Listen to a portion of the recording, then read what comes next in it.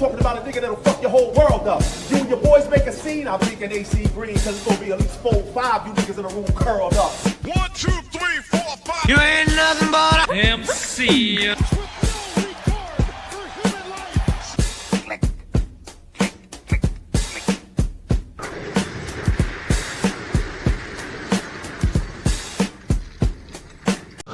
Welcome to another edition of the Buck Stops Here.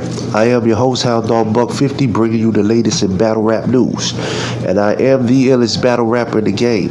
But like I always say, this is not about me. Now, in this episode, we're going to talk about the COVID era in battle rap, the small room. Now, in this episode, we're going to talk about the changes that battle rap has been forced to make during this pandemic. The URL has continued its marathon, but of course they've had to reduce the crowd.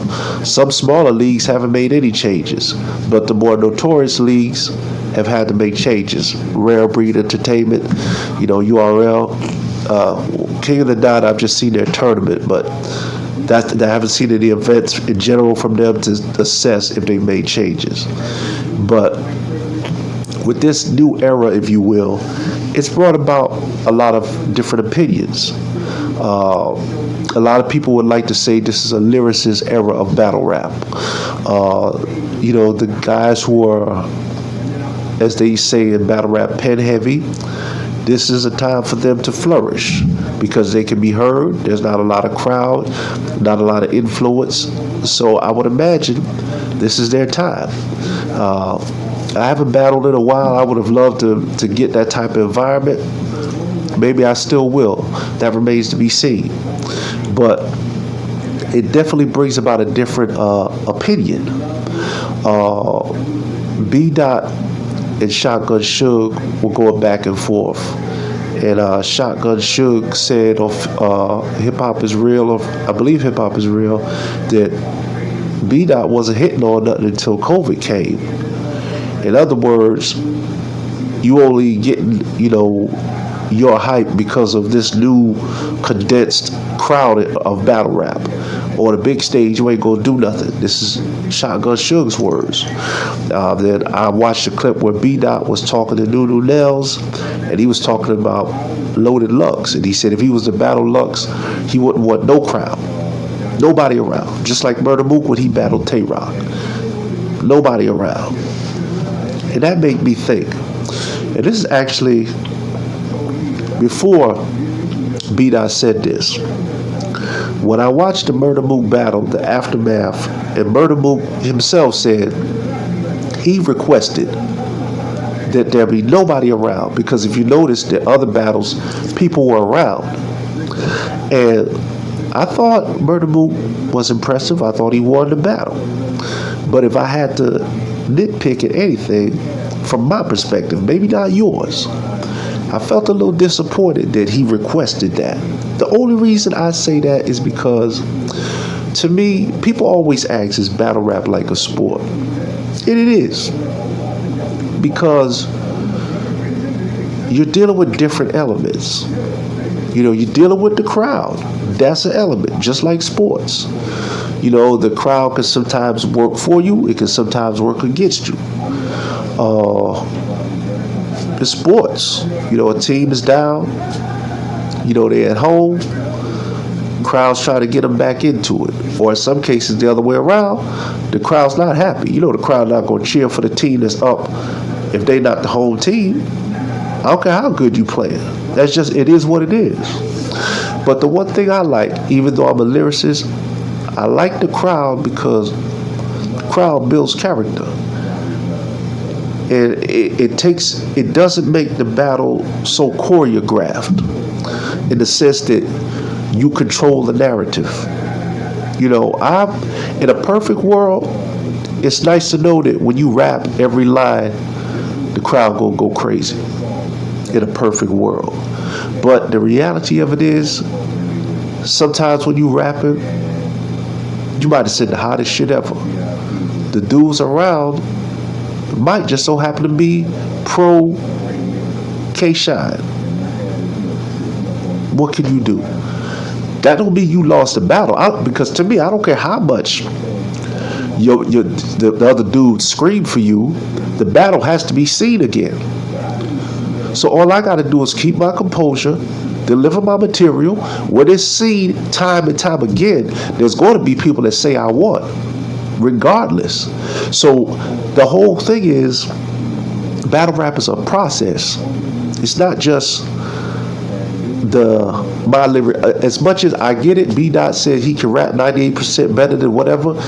I don't know the percentage of who he raps better than, but he can rap, and I get it. But at the same time, battle rap it has different elements, and when you can deal with those elements and overcome those elements, it shows mental toughness. It shows that you built for this. I mean, when you look at the Smack tournament, it's hardly anybody in the crowd. Nothing wrong with that. But if I'm an up and comer, I don't want to battle Shotgun Sugar in a room with 8 people. I want him on the biggest stage possible. Because isn't that why you wanted to get to URL? To be on that stage with 150 people? Because that's when you know you arrived. Isn't that why you want to, if you're a boxer, you want to eventually get on HBO to get in front of a bigger audience? Because like they say, the stakes is high. Will the lights be too bright for you? That's your time to prove that you belong. These higher tiers can always use that over the lower tiers that's coming up. Like, well, you only beat me, or you only did well because of this. In a big room, I tear your ass up. You always gonna hear that. You don't wanna, if you're a comedian, you don't wanna battle Cat Williams in a hotel lobby, because he gonna say, dude, I do arenas. If we did an arena, you'd be done. So as a battle rapper, you want to adapt. And it goes both ways too.